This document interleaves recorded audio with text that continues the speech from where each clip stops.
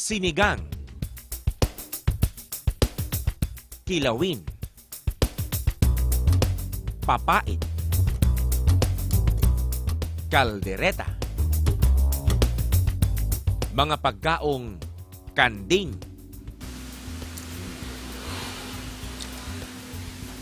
Usa sa mga kananan din sa Kapalong sa Davao del Norte ang nag-serve og sudan nga ginama gikan sa karne sa kanding. Mo nang nana din sa kong tubangan pero dining adlaw maniud to mi din nga restaurant. Pero later on makita nato unsa man pagluto ni nga mga pagkaon kay lagi nabaniog manisaog nabantugan din sa ilang lungsod. Dagang sustansyang makuha gikan sa kanding, sama sa potassium, calcium, sodium, iron, zinc, ug mga bitamina.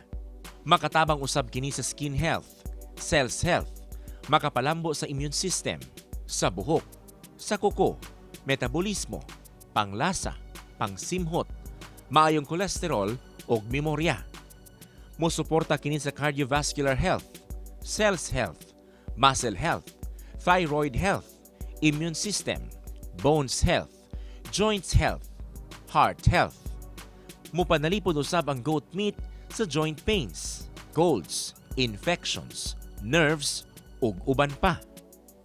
Paminta powder, luya, bombay, asin, vetsin, nilat ang unod sa kanding, karlang kinudgod, sinigang powder. Kini ang mulangkob sa sinigang kanding. Human malati ang karlang sa kaldero, ilunod ang mga lamas. Dayon ang masustansyang unod sa kanding. 10 minutes ang paabuton aron masagol ang tanan. Mutuhop ang lasa sa kanding sa iyang sabaw. Dayon, tikiman time. Sa aso pa lang niya daan pero tinang lamia ang paminaw nimo. Simhot pa lang na ha, lami na siya. Unsa na lang kaha kung imuha siyang tilawan, tagay na ko yung tilawanan gamay. Ang karakteristik niya sa iyahang kaning sabaw, lapot siya. Siyempre mo nitong resulta sa ikuskus kaganihang karlang. Of course, since gilatan naman po ang kanding, so dali na siya naluto. So ready to serve na eh. Lamian. Sa kalderetang kanding, kinahanglan ang mga musunod. Sa gipainit nga karahay, ang margarine dayon ang ilunod. Pagka-liquid na sa margarine, unya miinit na, isunod dayon ang bombay. Ahos ug ang lami ang kanding. Timplahan gamit ang asin ug vetsin ug paminta powder. Dayon, gibot nyag init tubig isip sabaw. Gipatuhop ang kanding ug lamas. Gilunod ang carrots ug patatas. Gipatuhop. Misunod ang ketchup, pork and beans ug pinya. Pagkahumag patuhop ug pabukal, okay na ang kaldereta. Papait time na ta.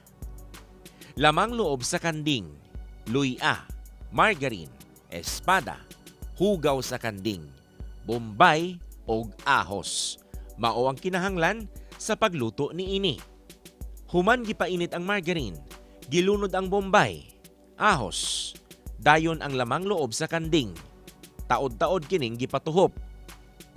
Sunod, gitimplahag asin, vetsin og paminta.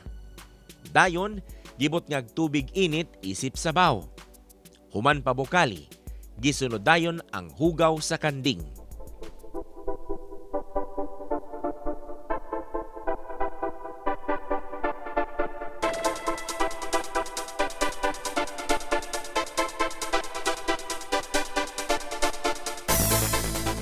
Ang hugaw o tai sa kanding, gikuha sa tiyan mismo sa kanding.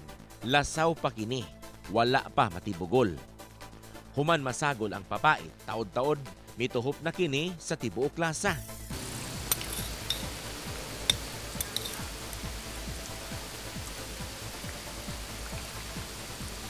Pait siya. Pero lamig. Okay. some more. Maplamin siya kaunon.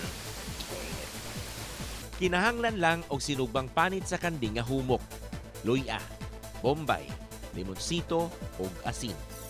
Kay dili naman kinahanglan lutuon, idiretso na kinig sagol.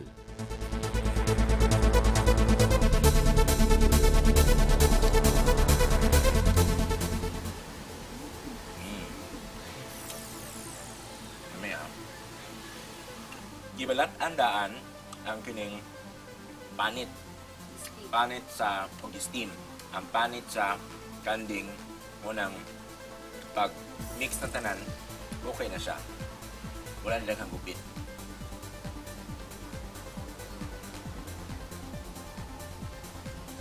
Ang maong tigluto karong adlaw mao si Annali Palma, ang tag-iya ni ining kan-anan. Sa una, nakitigluto dere. And then, naghawa na siya. Then, no choice. Gitry na ko nga ako ang muluto. Mauna nga, dito na nag-start na discover na ko nga, kabalo nga po ay kumuluto. Kaya man day na ako. So, wala na ko nag-hire og tigluto. Nag-search ko sa internet. Gather ko ang mga idea kung yun sa then auto hantod sa nakakuan kog ako ang sarili nga idea kung saan siya na hantod na tama na siya. Sa relocation site sa Santo Niño sa Davao City, among gipatilaw ang giluto ni Annali.